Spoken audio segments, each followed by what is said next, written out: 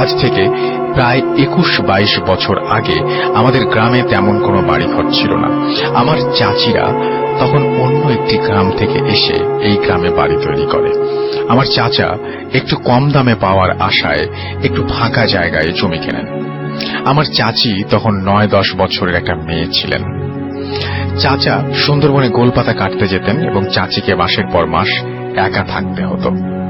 তেমনি এক রাতের ঘটনা, আমার চাচি হঠাৎ রাতে দেখতে পান বিলের মধ্যে অনেক সুন্দর অনেকগুলো বাতি এবং মিটিমিটি আলো জ্বলছে।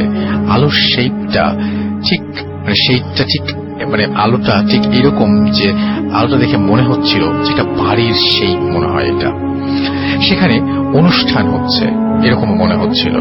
আমার চাচি ভাবলেন যে এরকম বাড়ি তো শহরে হয় শুনেছি, তো এখানে কেমন করে এলো, আর হঠাৎ রাতারাতি এখানে বাড়ি বা হলো কিভাবে।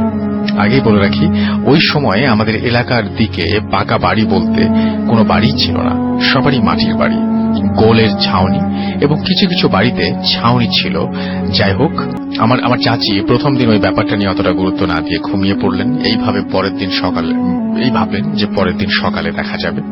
পরের দিন সকালে ওখানে কিছুই দেখলেন না, কিন্তু পরের দিন রাতে ওই একই ঘটনা ঘটল এবং এভাবে 1 সপ্তাহ ঘটনাটি ঘটতে থাকলো।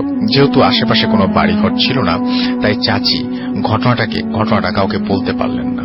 তো একদিন আমার চাচি ভাবলেন যে আজ দেখবো ওখানে কি হয়, এবং ওই দিন রাতে যখন আবার সেটা দেখলেন তখন কিছু না ভেবে ওই বাড়িটার দিকে এগিয়ে যেতে লাগলেন। আমার চাচি যেদিকে যাচ্ছিলেন ওই দিকে বিলের মধ্যে একটা মাটির ভিটে ছিল। একটা সময় তিনি যেটা করলেন সেটা হচ্ছে যে ওই ভিটেটার কাছে গেলেন এবং তখনই তিনি বুঝতে পারলেন যে তিনি কত বড় ভুল করেছেন। তিনি দেখলেন যে ওইখানে কোনো বাড়ি নেই, বরং মনে হলো গোল সরা শূন্যের উপর ভাসছে। সরা বলতে মাটির পাতিলের ঢাকনা বোঝানো হয়।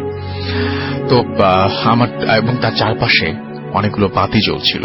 কিন্তু তারপরে ঘটল সবচাইতে ভয়ঙ্কর ঘটনা, যার জন্য তিনি মোটেও প্রস্তুত ছিলেন না আমার চাচি। এবং চাচি হঠাৎ করে লক্ষ্য করলেন যে তার কোমর পর্যন্ত তিনি পানিতে ডুবে আছেন। কি অদ্ভুত ব্যাপার যে একজন মানুষ, তিনি একটু আগে যেটা দেখলেন যে সরা, তারপরে তিনি দেখলেন যে তার শরীর পুরো পানিতে ডুবে আছে। কিন্তু যাতে স্পষ্ট মনে আছে তিনি বিলের দিকে হেঁটে আসছিলেন এবং তার শরীরের কোনো অংশই ভেজেনি, এমনকি তিনি স্বাভাবিকভাবে হেঁটে আসছিলেন। আমার চাচি তখন বুঝতে পারলেন এটা কোনো স্বাভাবিক ব্যাপার না। আমার চাচি বেশ সাহস ছিলেন, তাই তিনি ভাবলেন যখন এসেই পড়েছি তখন দেখি না কি হয়। তিনি পাশের ভিটের উপরে উঠে দাঁড়ালেন।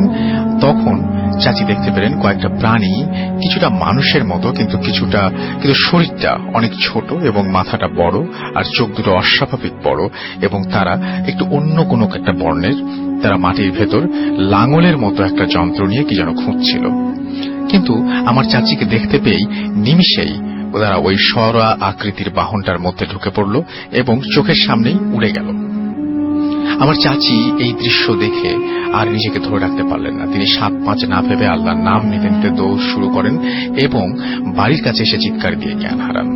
তার মেয়ে তার চিৎকার শুনে দৌড়ে এসে মাকে পড়ে থাকতে দেখে সেও চিৎকার চেঁচামেচি শুরু করে। একটা সময় দূরের প্রতিবেশীরা শুনতে পেয়ে তারা চলে আসেন এবং পানি টানি দিয়ে আমার চাচির জ্ঞান ফিরিয়ে আনেন। কিন্তু অবাক করা ব্যাপার হলো তখনও তার কাপড় শুকনো ছিল। পরবর্তীতে আমার চাচি 15 দিনের মতো জ্বরে থাকেন এবং ধীরে ধীরে তিনি সুস্থ হন। পরে এই ঘটনাটি জানাজানি হলে আমাদের গ্রামের একজন বৃদ্ধ লোকের কাছে জানা যায় যে তিনি তার বাবার কাছে শুনেছিলেন একটা সময় ওই বিলের জায়গায় নাকি প্রচন্ড বজ্রপাত হতো, এবং তেমনি নাকি ওই সময় সেই বৃদ্ধ যার কথা আমরা বলছি তিনি, অর্থাৎ ওনার বাবা, রাতে দেখতে পান যে হঠাৎ আকাশ থেকে কি যেন একটা ঘুরতে ঘুরতে ওই জায়গায় পড়লো এবং পরে উনি ওখানে একটা গর্ত ছাড়া আর কিছু দেখতে পাননি। এবং এরপর থেকে মাঝে মাঝে অনেকেই গভীর রাতে ওখানে আলো দেখতে পেতেন, কিন্তু জিন বা ভূত ভেবে কেউ সাহস করে ওখানে